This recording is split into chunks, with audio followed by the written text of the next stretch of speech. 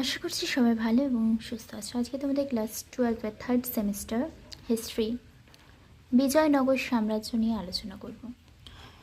তো মোহাম্মদ বিন তুগলকের আমল 1325 থেকে 1351 খ্রিস্টাব্দের মধ্যে তিনটি সাম্রাজ্য কিন্তু গড়ে উঠেছিল। মোহাম্মদ বিন তুগলকের আমলে তিনটি সাম্রাজ্য গড়ে উঠেছিল।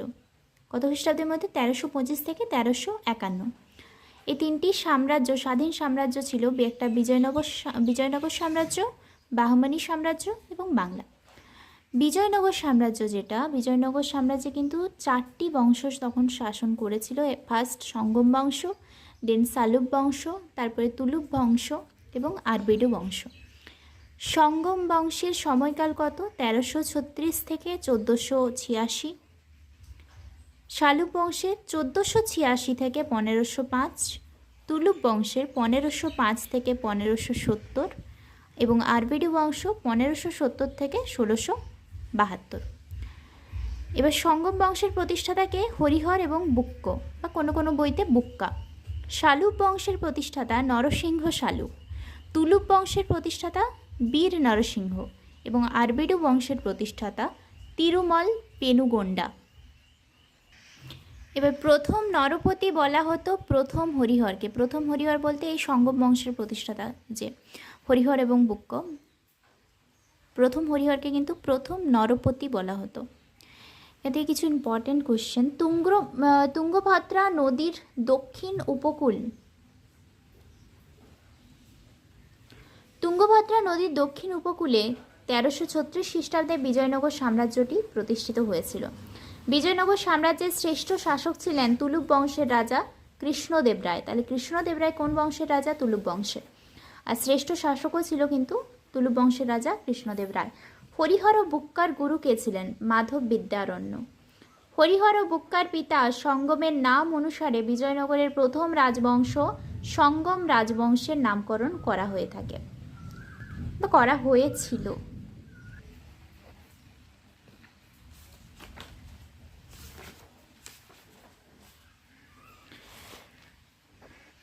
এবার এখান থেকে ইম্পর্টেন্ট কোয়েশ্চেন।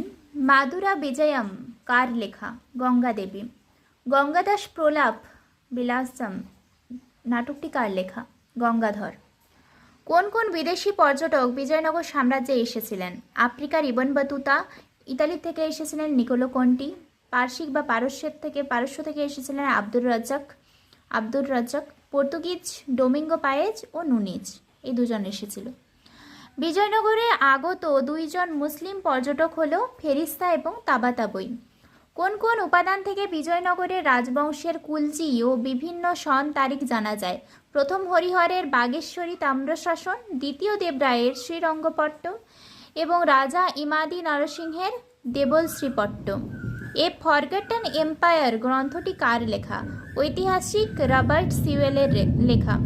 কার সাহায্যে হরিহর ও বুক্কা আনিগুন্ডি দুর্গের বিপরীতে বিজয়নগর সাম্রাজ্যটি প্রতিষ্ঠা করেছিলেন? মাধব বিদ্যারণ্যের সাহায্যে। মাধব বিদ্যারণ্য কে ছিল? হরিহর এবং বুক্কার গুরু ছিলেন। তাহলে বিজয়নগর সাম্রাজ্যটি কোথায় প্রতিষ্ঠিত হয়েছিল? আনেগুন্ডি দুর্গের বিপরীতে। আনেগুন্ডি দুর্গের বিপরীতে কোন সাম্রাজ্য প্রতিষ্ঠিত হয়েছিল? বিজয়নগর সাম্রাজ্য। বিজয়নগর সাম্রাজ্যে সঙ্গম বংশের কোন শাসক সর্বপ্রথম মহারাজা ধীরাজ উপাধি গ্রহণ করেছিলেন? বুক্কার পুত্র দ্বিতীয় হরিহর। তাই বুক্কার পুত্র কে ছিলেন? দ্বিতীয় হরিহর। দ্বিতীয় হরিহরের পিতা ছিলেন বুক্কা। দ্বিতীয় হরিহরের পর কে সঙ্গম বংশের সিংহাসনে বসেছিলেন? তার পুত্র প্রথম দেবরায়। কারা বিজয়নগর সাম্রাজ্যের সম্পর্কে দাক্ষিণাত্যে মুসলিম বিরোধী হিন্দু প্রতিক্রিয়ার কথা উল্লেখ করেছেন? ভেঙ্কট রামনাইয়া, ডক্টর স্মিথ এবং ডক্টর রমেশচন্দ্র মজুমদার। বিজয়নগরের কোন রাজা শ্রী বিরূপাক্ষ নাম গ্রহণ করেছিল? প্রথম হরিহর।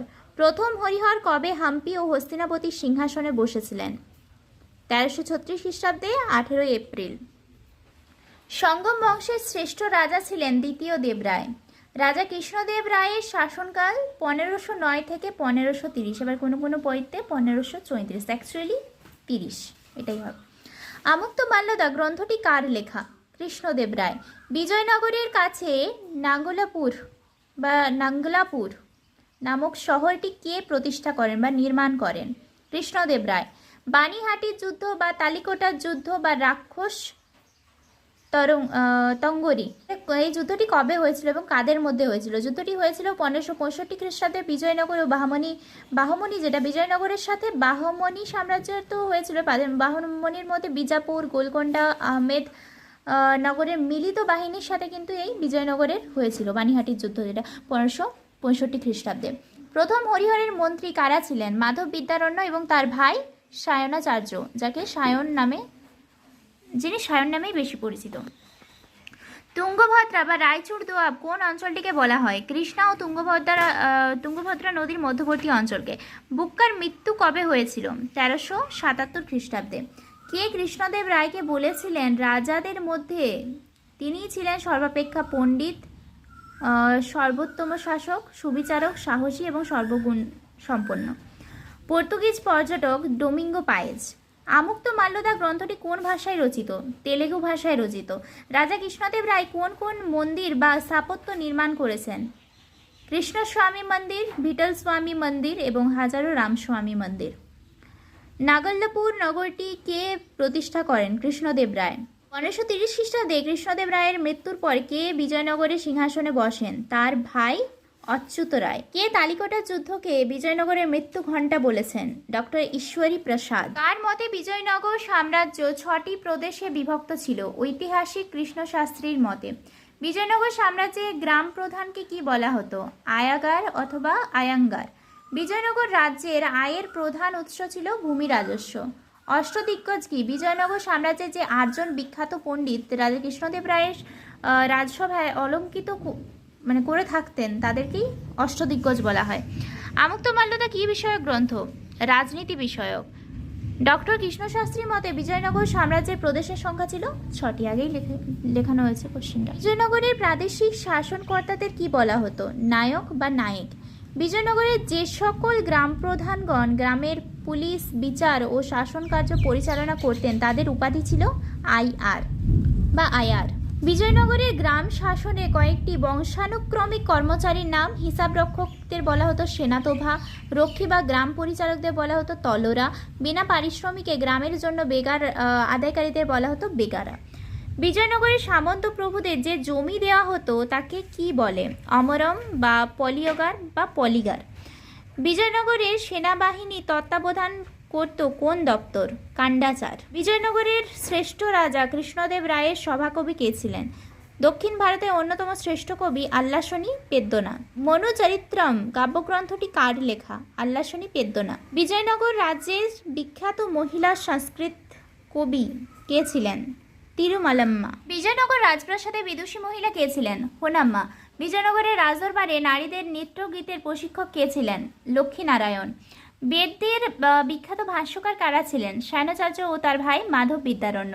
কোন গ্রন্থকে Nilkar Shastri 1 of the 5 great kavyas in Telugu বলেছেন? আমুক্তমাল্যদা। কোন গ্রন্থ? এখানে একটাই গ্রন্থ আছে, আমুক্তমাল্যদা, এই গ্রন্থটা। বিজয়নগর রাজ্যের মধ্যে কয়টি বাণিজ্য কেন্দ্র ছিল? প্রায় 80টি। মাধব বিদ্যারণ্যের রচিত কয়েকটি গ্রন্থের নাম? পরাশর মাধবিয়া হিন্দু আইন সংহিতার বিষয়ক, আর কাল নির্ণয় এটা হচ্ছে জ্যোতিষশাস্ত্র বিষয়ক, সর্বদর্শন সংগ্রহ দর্শন শাস্ত্র। নরসিংহ প্রাসাদের গ্রন্থটি কার লেখা এবং কার আমলে রচিত? দলপতির লেখা, বুক্কার আমলে রচিত।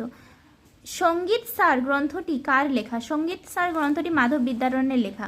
দ্বিতীয় দেবরায়ের সভাকবি ছিলেন শ্রীনাথ। শ্রীনাথ কোন উপাধি লাভ করে? শ্রীনাথ কলকাভিষেক উপাধি লাভ করে। কে দিয়েছিল? দ্বিতীয় দেবরায়। হরবিলাস গ্রন্থটি কার লেখা? শ্রীনাথের লেখা। এই গ্রন্থে তিনি ভগবান শিবের মহিমার কথা বর্ণনা করেছেন। অন্ধ্রভোজ উপাধিটি কার ছিল? কৃষ্ণদেব রায়ের। কৃষ্ণদেব রায়ের সভাকবি কে ছিলেন? মোল্লাশনি পেদ্দনা বা আল্লাশনি পেদ্দনা। দুটো বইতে দুরকম আছে, একটা বইতে মোল্লাশনি আছে, একটা বইতে আল্লাশনি আছে, কিন্তু অ্যাকচুয়াল অ্যান্সার আল্লাশনি পেদ্দনা। কৃষ্ণদেব রায় মোল্লাশনি পেদ্দনাকে কোন উপাধিতে ভূষিত করেছিলেন? অন্ধ্র কবিতার পিতামহ বা তেলুগু কাব্যের পিতামহ। পেদ্দনা সমসাময়িক একজন সাহিত্যিক ছিলেন পিনবীর ভদ্র। সঙ্গীত সূর্যোদয় কার লেখা? লক্ষ্মীনারায়ণের। কৃষ্ণদেব রায়ের শাসনকালে কারা কন্নড় ভাষায় মহাভারত অনুবাদ করেছেন? কুমারভাস এবং তিমান্না। বিজয়নগর সাম্রাজ্যে কোন শাসক রৌপ্য মুদ্রা পরিচালন করেছেন? দ্বিতীয় দেবরায়। বিজয়নগরের শাসন ব্যবস্থায় রাজ্যের প্রধানমন্ত্রীকে কি বলা হতো? মহাপ্রধান।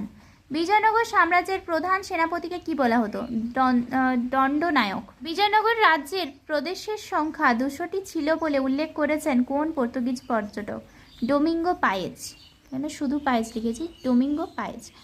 বিজয়নগরের অধিবাসীরা একদিন 250 মোষ এবং 4500 ছাগল বলি দিয়ে কোন উৎসব পালন করতো? একদিনেই কিন্তু এত বলি দিত। তো কোন উৎসব পালন করতে বলে পায়েজ উল্লেখ করেছেন? মহানবমী। এখান থেকে এই কোশ্চেনগুলোই হবে এবং তোমরা কিন্তু বইটা আরেকবার রিডিং করে নেবে। আশা করছি যাদের কাছে ছায়ার বই আছে এর বাইরে আর কোনো কোশ্চেন হবে। ছায়া এবং সাঁতরা এই দুটো বই থেকেই কোশ্চেনগুলো বানানো হয়েছে এবং এর বাইরে কিন্তু এই দুটো বইতে আর কোনো কোশ্চেন হবে না। যদি হয় কমেন্ট করো। একটা ক্লাসের মধ্য দিয়ে কিন্তু পুরো বিজয়নগর সাম্রাজ্য আমরা কভার করে ফেললাম। এবার নেক্সট ক্লাসে বাহমানি সাম্রাজ্য একটা ক্লাসের মধ্য দিয়ে কিন্তু পুরোটা ওয়ান শট হয়ে যাবে।